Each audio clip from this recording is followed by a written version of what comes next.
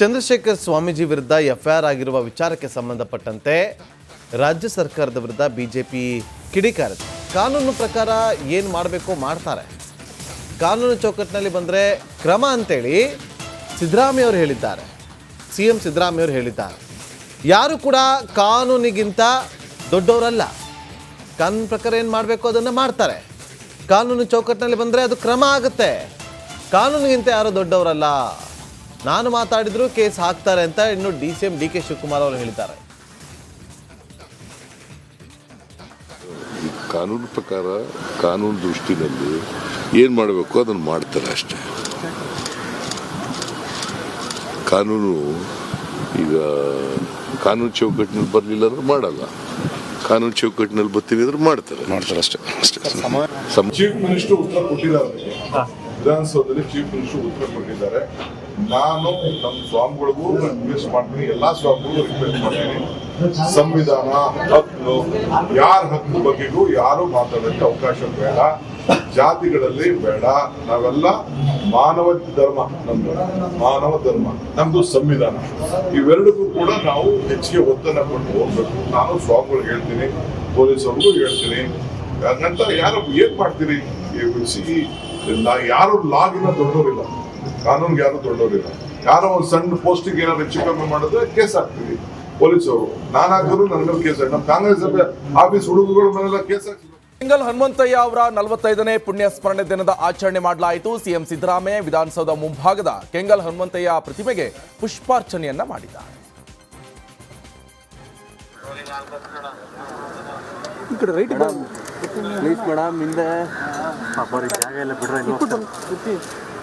Okay ತಗೋನಿ madam ಸ್ವಲ್ಪ ಹಿಂದೆ madam, ಅವ್ರಿಗೆ ಏನು ಮಾಡೋಕ್ಕಲ್ಲ ಪಾಪ, ಬಿಡು ಓದಿ. ಆಯ್ತು ಸರ್. ಚಂದ್ರಶೇಖರ ಸ್ವಾಮೀಜಿ ವಿರುದ್ಧ ಎಫ್ಐಆರ್ಗೆ ಬಿಜೆಪಿ ಆಕ್ರೋಶ ವಿಚಾರವಾಗಿ ಸಿಎಂ ರಿಯಾಕ್ಟ್ ಮಾಡಿದ್ದಾರೆ. ವಿಧಾನಸೌಧದಲ್ಲಿ ಮಾತನಾಡಿದ ಸಿಎಂ ಸಿದ್ದರಾಮಯ್ಯ, ಕಾನೂನು ಪ್ರಕಾರ ಏನ್ ಮಾಡಬೇಕು ಮಾಡ್ತಾರೆ. ಅವರ ಹೇಳಿಕೆ ಕಾನೂನು ಚೌಕಟ್ಟಿನಲ್ಲಿ ಬರೆದಿದ್ರೆ ಮಾಡಲ್ಲ, ಇನ್ನು ಕಾನೂನು ಚೌಕಟ್ಟಿನಲ್ಲಿ ಬಂದ್ರೆ ಕ್ರಮ ಮಾಡ್ತಾರೆ ಅಂತ ಹೇಳಿದ್ದಾರೆ. ಸಂಬಂಧ ಅದಕ್ಕೆ ಕಾನೂನು ಪ್ರಕಾರ ಕಾನೂನು ದೃಷ್ಟಿನಲ್ಲಿ ಏನು ಮಾಡಬೇಕು ಅದನ್ನು ಮಾಡ್ತಾರೆ ಅಷ್ಟೇ.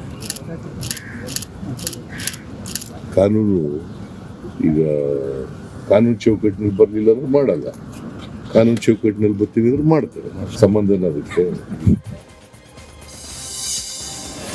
ವಿಜಯಪುರದಲ್ಲಿ ಯತ್ನಾಳ್ ಅಧಿಕಾರಿಗಳಿಗೆ ವಾರ್ನಿಂಗ್ ಮಾಡಿದ ವಿಡಿಯೋ ಒಂದು ಸದ್ದು ಮಾಡ್ತಾ ಇದೆ. ಪಾಲಿಕೆ ಅಧಿಕಾರಿಗಳು ತರಕಾರಿ ಮಾರಾಟ ಮಾಡುವವರಿಗೆ ಸ್ಥಳ ಹಂಚಿಕೆ ಮಾಡ್ತಾ ಇದ್ರು. ಈ ವೇಳೆ ಅಧಿಕಾರಿಗಳಿಗೆ ಶಾಸಕ ಯತ್ನಾಳ್ ಎಚ್ಚರಿಕೆಯನ್ನು ಕೊಟ್ಟಿದ್ದಾರೆ. ನಮ್ಮ ಜನರಿಗೆ ಅನ್ಯಾಯ ಆದ್ರೆ ನಿಮ್ಮನ್ನ ಬಿಡೋದಿಲ್ಲ, ಹಿಂದೂಗಳ ಜಾಗ ವಕ್ಫ್ಗೆ ಬಿಡಬಾರ್ದು ಅಂತ ಎಚ್ಚರಿಕೆ ಕೊಟ್ಟಿದ್ದಾರೆ. ಯತ್ನಾಳ್ ಪಾಲಿಕೆ ಆಯುಕ್ತ ತಣ್ಣಗಾಗಿ ಆಯ್ತು ಸರ್, ಹಿಂದೂಗಳಿಗೆ ಜಾಗ ನೀಡ್ತೀವಿ ಅಂತ ಹೇಳಿದ್ದಾರೆ.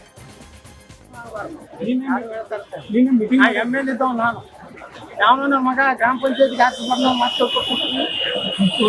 ನಾವು ಅಲ್ಲಿ ನಾನು ಅಸೆಂಬ್ಲಿ ಇದನ್ನೇ ಪಕ್ಷ ಮಾಡ್ತೀನಿ, ನಾನು ಹಾಕಿ ಮಾಡಿ ಆಗ್ತದೆ. ಅದಕ್ಕೆ ಕ್ಲಿಯರ್ ಇದು ಮಾಡಿ ಸರ್. ಬರ್ರಿ ಸರ್,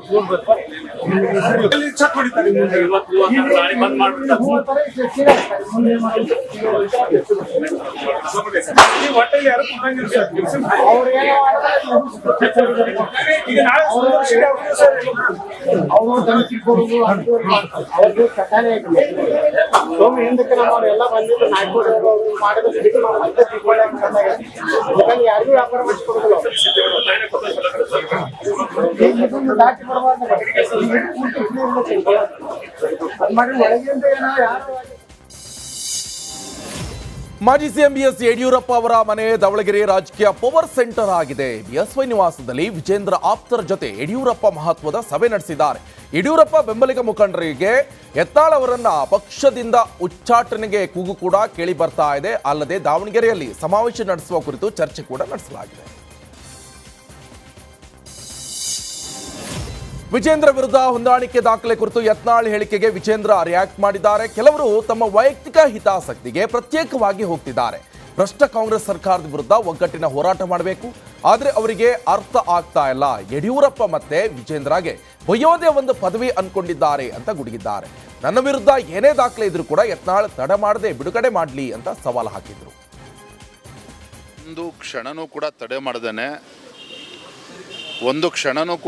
ಮಾಡ್ದೇನೆ ಮಾನ್ಯ ಯತ್ನಾಳ್ ಗೌಡ ಪಾಟೀಲ್ ಅವರು ನಾನು ವಿನಂತಿ ಮಾಡ್ತೇನೆ, ಆಗ್ರಹವನ್ನು ಮಾಡ್ತೇನೆ. ಶುಭ ಮುಹೂರ್ತಕ್ಕೆ ಕಾಯಕ್ಕೆ ಹೋಗಬೇಡಿ ಅಂತ ಏನೇ ದಾಖಲೆ ವಿಡಿಯೋಗಳಿದ್ದರೂ ಸಹ ತತ್ಕ್ಷಣ ಬಿಡುಗಡೆ ಮಾಡಿ. ಆ ಒಂದು ಅವಶ್ಯಕತೆ ನನಗಂತೂ ಖಂಡಿತ ಇಲ್ಲ. ನನ್ನ ಮುಂದಿರ್ತಕ್ಕಂಥ ನನಗೆ ಸ್ಪಷ್ಟತೆ ಇದೆ, ನನ್ನ ಗುರಿ ಬಗ್ಗೆ ಸ್ಪಷ್ಟತೆ ಇದೆ. ಎಲ್ಲ ಕಾರ್ಯಕರ್ತನ ಒಗ್ಗೂಡಿಸ್ಕೊಂಡು ಇವತ್ತು ಪಕ್ಷವನ್ನು ಮುನ್ನಡೆಸ್ತಕ್ಕಂಥದ್ದು ನಾವು ಮಾಡಬೇಕಾಗಿದೆ, ಅದು ಮಾಡ್ತಾ ಇದ್ದೇನೆ. ಇನ್ನು ಇದೇ ಸಂದರ್ಭದಲ್ಲಿ ಯತ್ನಾಳ್ ಪರ ನಿಂತ ಕೆಲ ನಾಯಕರ ವಿರುದ್ಧವೂ ಕೂಡ ವಿಜೇಂದ್ರ ಗುಡುಗಿದ್ದಾರೆ. ರಮೇಶ್ ಜಾರಕಿಹೊಳಿ, ಅರವಿಂದ್ ಲಿಂಬಾವಳಿ, ಕುಮಾರ್ ಬಂಗಾರಪ್ಪ, ಪ್ರತಾಪ್ ಸಿಂಹ ವಿರುದ್ಧವೂ ಬಿವೈ ವಿಜೇಂದ್ರ ಕಿಡಿಕಾರಿದ್ದಾರೆ. ಯತ್ನಾಳ್ ಹೆಗಲ ಮೇಲೆ ಗನ್ನಿಟ್ಟು ಗುಂಡು ಹಾರಿಸ್ತಿದ್ದಾರೆ. ಆದರೆ ಅವರೇ ಏನು ಅನ್ಕೊಂಡಿದ್ದಾರೋ ಗೊತ್ತಿಲ್ಲ, ಅದೇನು ನಡೆಯಲ್ಲ, ನನ್ನನ್ನು ಅಧ್ಯಕ್ಷ ಸ್ಥಾನದಿಂದ ಬದಲಾವಣೆ ಮಾಡಿಸಲು ಸಾಧ್ಯವಿಲ್ಲ ಅಂತ ಕೌಂಟರ್ ಕೊಟ್ಟರು. ರಾಜ್ಯ ಬಿಜೆಪಿಯಲ್ಲಿ ಭಿನ್ನಮತ ತಾರಕಕ್ಕೇರಿದೆ. ಈ ಹಿನ್ನೆಲೆ ಮಾಜಿ ಸಿಎಂ BS ಯಡಿಯೂರಪ್ಪ ಮನೆ ದೇವರ ಮೊರೆ ಹೋಗಿದ್ದಾರೆ. ಇಂದು ಕಾರ್ತಿಕ ಮಾಸದ ಕೊನೆ ದಿನ, ಹಾಗೆ ಅಮಾವಾಸ್ಯೆಯಾದ ಕಾರಣ ಮನೆ ದೇವರಿಗೆ ಹೋಗಲಿದ್ದಾರೆ. KR ಪೇಟೆ ಗವಿಮಠದಲ್ಲಿರುವ ಸ್ವತಂತ್ರ ಸಿದ್ಧಲಿಂಗೇಶ್ವರ ದೇಗುಲಕ್ಕೆ ಭೇಟಿ ನೀಡಲಿದ್ದು ವಿಶೇಷ ಪೂಜೆಯನ್ನ ಸಲ್ಲಿಸಲಿದ್ದಾರೆ.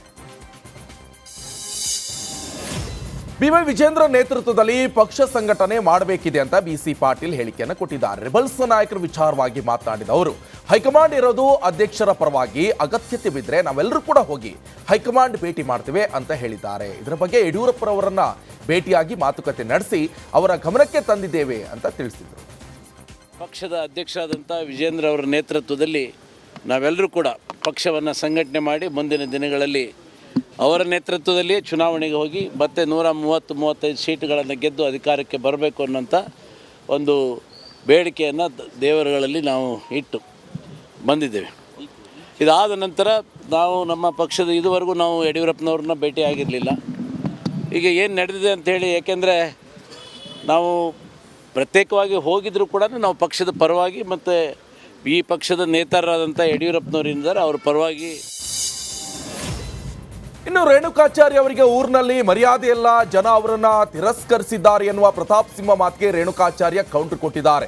ನಾನು ನಿಮ್ಮ ಹಾಗೆ ಪೇಪರ್ ಸಿಂಹ ಅಲ್ಲ. ಮೈಸೂರು ಕೊಡಗು ಭಾಗದಲ್ಲಿ ಎಷ್ಟು ಜಿಲ್ಲಾ ಪಂಚಾಯತ್, ತಾಲೂಕು ಪಂಚಾಯತ್ ಸದಸ್ಯರನ್ನ ನೀವು ಗೆಲ್ಲಿಸಿದ್ರಿ?